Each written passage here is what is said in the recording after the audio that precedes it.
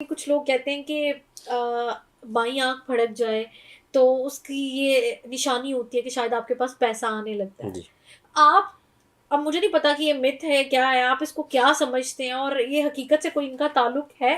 اس میں نا میں اور چیزیں بھی انکلوڈ کر دیتا ہوں.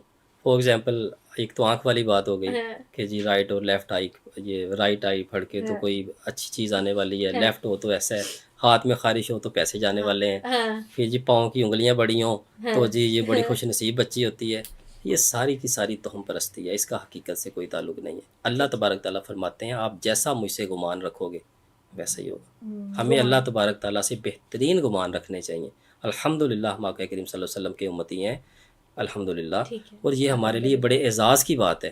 ہمیں اللہ تعالیٰ سے کھل کے دعائیں کرنی چاہیے، اپنا تعلق جوڑنا چاہیے. ہمیشہ اپنے آپ کو کبھی ہمیں ایک علیحدہ سے فیل نہیں کرنا چاہیے. اللہ تبارک تعالیٰ فرماتے ہیں کہ میں آپ کی شارک سے بھی زیادہ قریب ہوں، 70 ماؤں جتنا پیار کرتا ہوں. پھر بھی ہم یہ چیزیں نہیں سمجھتے. یہ صرف اور صرف توہم پرستی ہے، اس کے علاوہ کچھ نہیں ہے. ان کا حقیقت سے کوئی تعلق واسطہ نہیں ہے، کوئی یہ کتابی بات نہیں ہے. ٹھیک ہے، تو لوگ جو اس طرح کی چیزوں میں ملوث ہیں وہ ان سے دور ان ہی سے رہیں. بچنا چاہیے. اچھا، آپ نے بڑی خوبصورت بات کی اور گمان کے حوالے جی سے، اور اللہ تعالیٰ یقیناً فرماتے ہیں کہ میرا بندہ جس طرح کا گمان میرے لیے کرے گا میں اس کے لیے ویسا ہوں. جی ایسی بات جی ہے نا؟ آپ پلیز میری رہنمائی کریے گا اگر میں کہیں جی پہ جی غلط جی ہوں. آج کل نا ہم ایک مینیفیسٹیشن کا نام، میتھڈ کا ہم زیادہ سنتے ہیں کہ مینیفیسٹ کریں یہ ایسے ہو جائے گا، اور ڈیفینیٹلی یہ کانسیپٹ جو ہے اسلام سے ہی آیا ہے. جی. یہ اللہ تعالیٰ کی اسی بات سے آئے.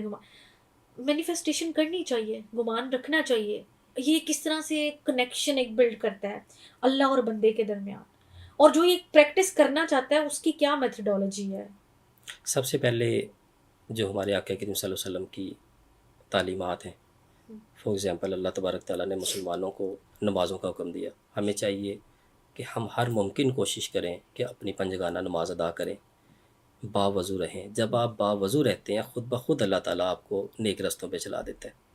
آپ نماز بھی پڑھیں گے، آپ کے دل میں اچھے خیال بھی آئیں گے، آپ کو پتہ ہوگا کہ میرا وضو نہ ٹوٹ جائے. بہت سارے اخلاقی طور پہ، معاشرتی طور پہ، روحانی طور پہ، نفسانی طور پہ، شیطانی طور پہ ہم بہت ساری چیزوں سے بچ جاتے ہیں اگر ہم باوضو رہیں. ٹھیک ہے. فرسٹ آف آل یہ اسٹیپ ہے، باوضو رہیں. جو ہمارے مسنون دعائیں ہیں آقا کریم صلی اللہ علیہ وسلم کے حوالے سے، ان کو اپنے ورد میں رکھیں. باقی کوئی بھی آپ وظیفہ کریں، قرآن پاک پڑھیں، الحمدللہ نو ایشو.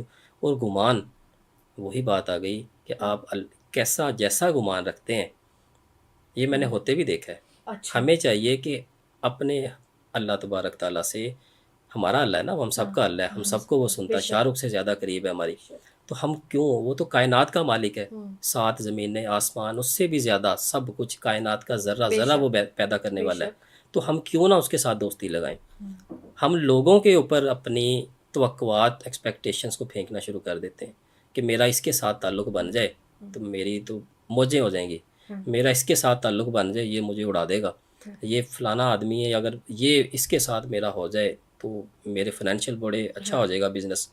لیکن جو ساری دنیا کو دینے والا ہے، جو رحیم ہے، کریم ہے، رحمان ہے، ہماری توجہ ان کی طرف نہیں جاتی.